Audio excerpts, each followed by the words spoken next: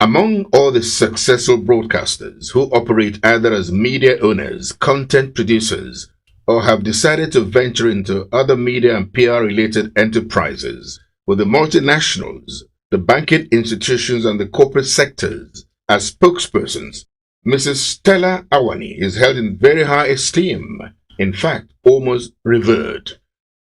What's the reason behind this one?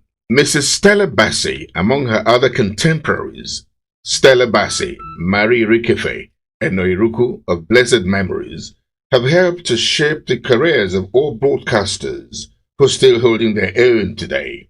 These are broadcasters who are well trained, who speak the Queen's English with the familiarity of the native, keeping strictly and religiously to the tenets of the trade. So when the story hit town that Mrs. Stella Awani's son was getting ready to finally call it quits with bachelorhood after so many years' romance with it, it became a must call and attend for broadcasters who have passed through a very strict but professionally oriented training with a lot of emphasis on the right way to pronounce words and places. By the way, any broadcaster who pretended to be unoriginal will always be in the bad books of Mrs. Stella Awani. Mrs. Stella Awani made top broadcasters like Gabriel Otaro, Sonny Rabo, Sidney Ufeli, John Momo of Channels Television, Manny Onomon, who read network news for so many years, Charles Aniagolo, who has gone international, Patrick Oke, Shola Omoli, Siene Orwell Brown, Ruth Benemesia, and Bisi Olatilo, to mention just a few. He made all of them masters of the game that they are today. And so they all came out in full force to celebrate a woman who guided them painstakingly through the ropes in their period of infancy and incubation in broadcasting. Certainly, the combination of Mrs. Stella Awani, whom we prefer to call Nigeria's First Lady of Broadcasting, as the groom's mother, and Lady Maiden Ibru, publisher of Guardian newspapers, certainly is an incredible pairing. Lady Maiden Ibru is clearly the dazzling Amazon of the print media industry, where she has, through very innovative and creative ideas, stirred the shape of the Guardian newspapers to the very top, since she took over the very challenging responsibility as the publisher of the Guardian newspapers. Today, the Guardian is #1 choice of the elites. What kind of caliber of guests does one expect to see as two women whose image loom larger than life in broadcasting and the print media are celebrating an issue clearly very close to their hearts? After all, the marriage of a child is closer to the heart of the woman than it is to men. Candidly, as one who keeps a constant tab on the list of the high and the mighty at such events, we can authoritatively say without any equivocation that the Awani and Ibru wedding extravaganza had dignitaries loaded to the hilt and to the very top in terms of means in society. It had to be so because the two women, Mrs. Stella Awani, First Lady of Broadcasting in Nigeria, and Lady Maiden Ibru, are always at one function or the other to celebrate with friends, family members, and loved ones across Nigeria, always. So they did not have to ask for it. They got the biggest catches in the society, just like that, with love. Now consider this for starters. An occasion that features world's richest black man, Alhaji Aliko Dangote, GCON, and world's richest black woman, Mrs. Folorunso Alakija.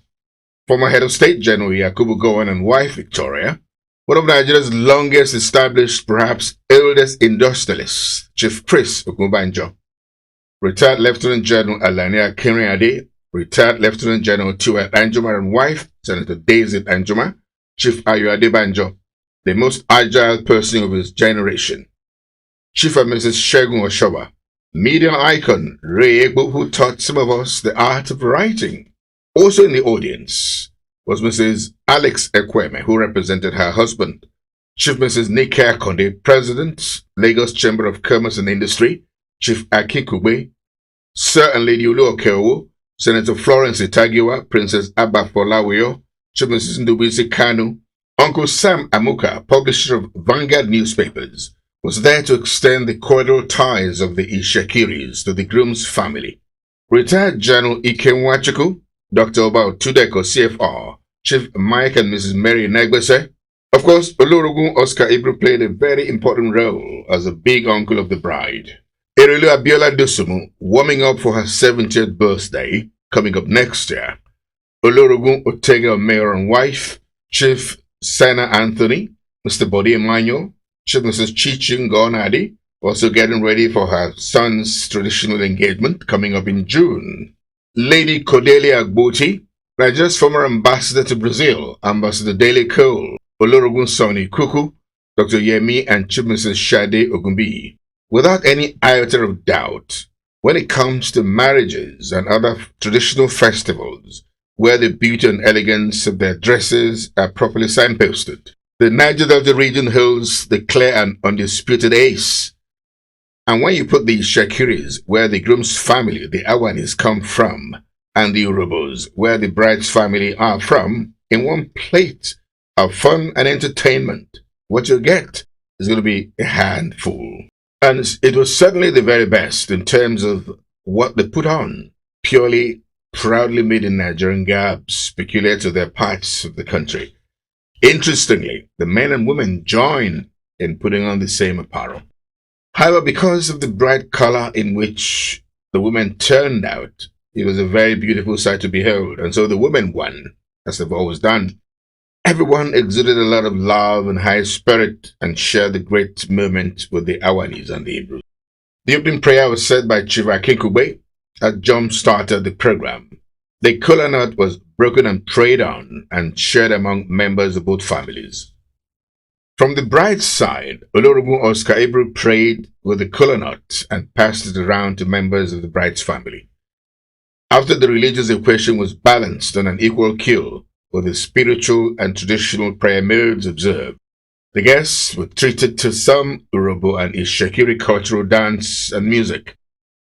And this brought the very best dancing steps and styles from some dignitaries like Senator Daisy Enjuma, who partook to relive the good and exciting memories of the past.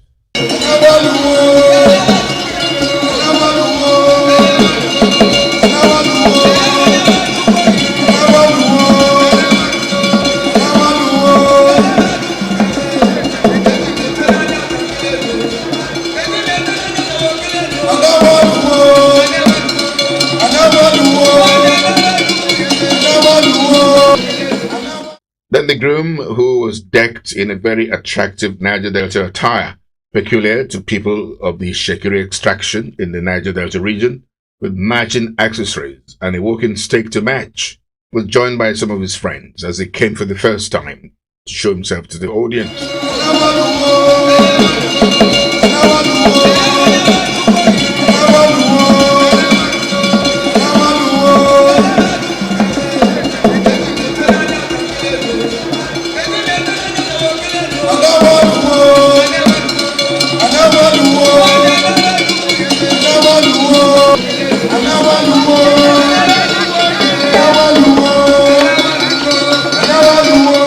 Not long after that, the beautiful bride who dressed to finish in her very best garb that speaks eloquently and loudly of how it should be on an occasion like that.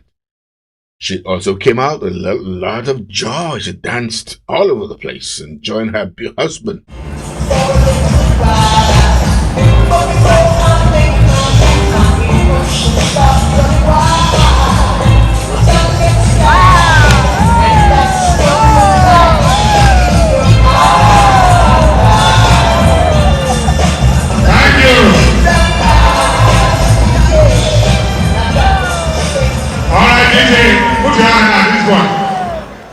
They both went to their parents for prayers.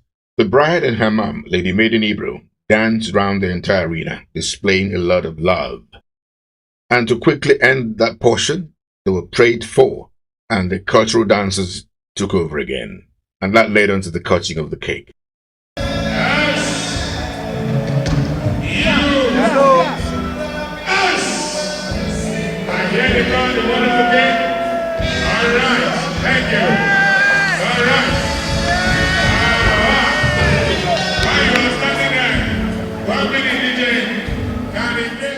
The The traditional engagement ceremony between the Awani'S and the Ibru families came to a glorious end as Sugar Band entertained, with the bride and groom setting the stage for a long-lasting jollification. Others also followed them. We wish the Awani and Ibru families, especially the bride and groom, the very best as they settle down for the real wedding, which I suspect would be heading towards destination.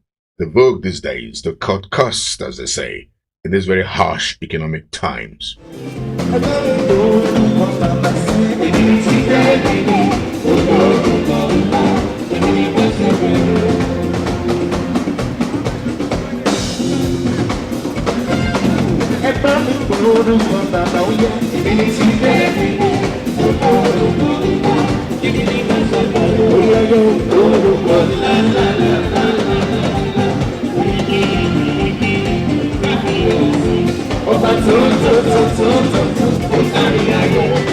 Maiden,